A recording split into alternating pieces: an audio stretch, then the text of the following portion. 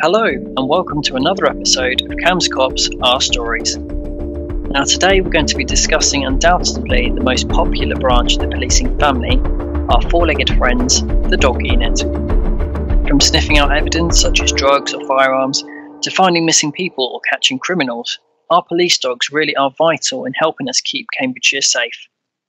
In this podcast, we speak to Dog Unit Sergeant Becky Jones and dog handler Samuel Davies to find out what life is really like working alongside our crime-fighting canines. We also speak to Wood Green Dog Rehoming Manager Chris Bennett to find out how some rescue dogs get a second chance thanks to the force. We hope you enjoy the podcast, and remember, the nose knows. I love dogs, always had. I enjoy my job. I mean, what better job is there that I can go to work every day with my dogs? So we've got some, we call them DCW, so drugs, cash and weapons. It's a little bit of it should be drugs, cash and firearms really, because it's firearms that they search for rather than weapons that you would suggest would be a knife or anything like that. It's actually firearms or component parts of firearms. We have dogs that search for mobile phones. We have explosive detection dogs. So, all the Olympics, they're involved in a lot, searching all the venues for any devices, making sure everything's safe. And we've recently just had two dogs that have licensed as victim recovery dogs. So they are trained to detect blood and bodily fluids. So they can be used for crime scenes. I remember one of the handlers telling me a story about, I don't know which force it was in, but these dogs have been used for a rape scene where scenes of crime have been in and couldn't find anything. And one of the VR dogs has gone in and found a tiny speck of semen on a carpet. So they were able to narrow down the search part of the room, cut that piece of carpet out and then analyse that and manage to get a conviction from that. So, yeah, they're amazing. I watched them licensed last week and it's just unbelievable what they can do. Back in the drugs, cash and weapons course that finished at the end of last year, I believe there was 6 of us on the course and 4 of them actually come from a rescue centre. So I'm Chris Bennett. I'm the dog care team manager at Wood Green Animal Charity. So my role is to oversee the daily care of probably about 80 to 100 dogs we have in our care every day. So when we look at dogs that see sort of police dogs and other working homes in general, quite often we see owners that bring dogs in with behaviour issues. So the dogs are overexcited and they're stealing things and they're jumping up and getting highly aroused and tugging on clothes and being destructive. And then when we see the dog in and we just see this high drive, the dog is just bored and frustrated. And one of our first alarm bells for us is really, would this dog rather have a job than just be a pet? It's a great life for the majority of dogs we take in to be a pet, but when we see them that just want to use their nose and they want to work and they so much frustration pent up inside them that they want something to do, giving the police a call to say, are you interested in this chap is one of the highest things on our agenda at the moment. So TJ was one of the ones that came to us in his prime adolescence, really. He was owners that kind of couldn't cope with his behaviour.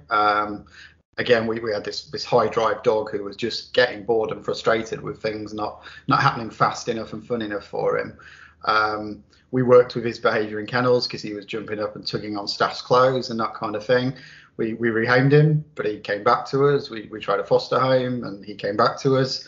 We're not going to give up on a dog of his age with that perfect temperament, but just that bored drive. So we got in touch with the police. One of the officers came over and met him, giving him that focus and giving him something to do seems to have completely worked for him. He seems to be a huge success with you guys from what I'm hearing, which is great, because I'm not so sure he would have been successful as a generic, as a pet, as a lot of us do have dogs.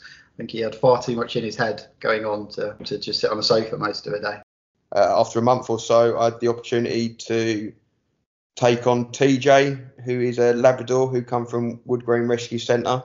And after a month or two of having him, it was pretty evident that he was going to have the right sort of behaviours, drive to become a specialist search dog. And he went on to a drugs, cash and weapons course, and we finished that in November.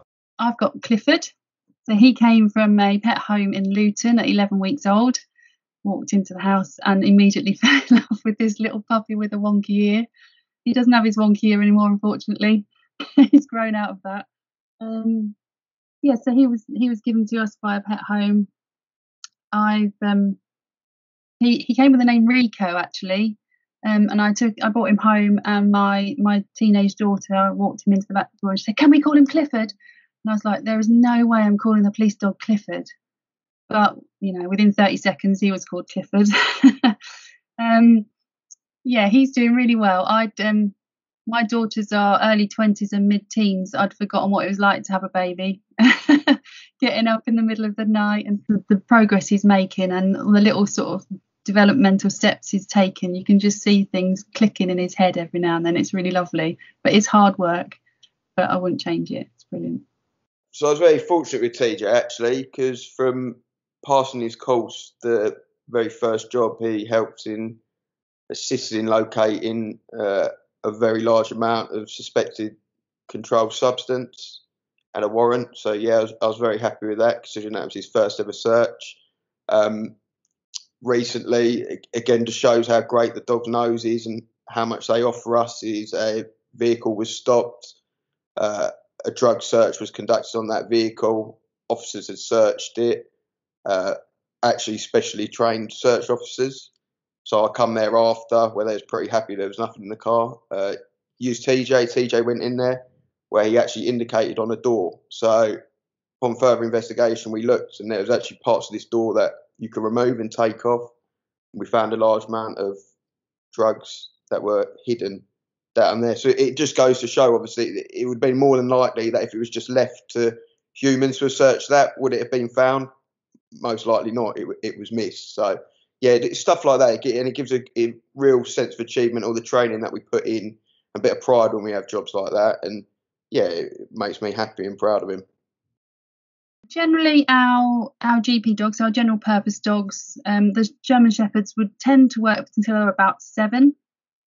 Although the Malleys and the Herders have a slightly longer life, there's a little bit more agile, not so many hip issues with those sort of dogs, so they're slightly longer. But generally around 7 or 8 our general purpose dogs will work for.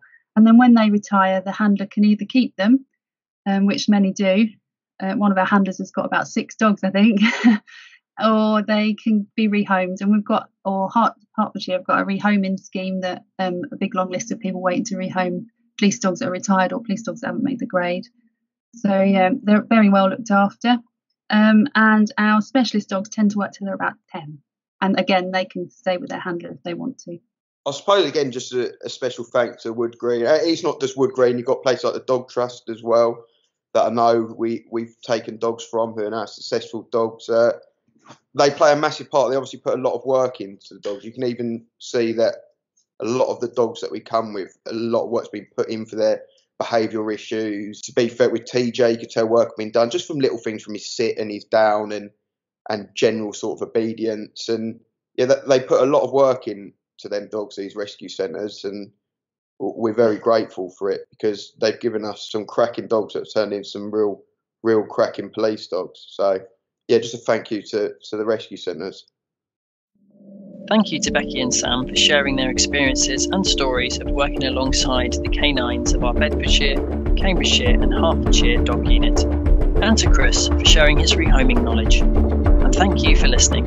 Remember to look out for the next episode of Cam's Cops Our Stories on our YouTube channel.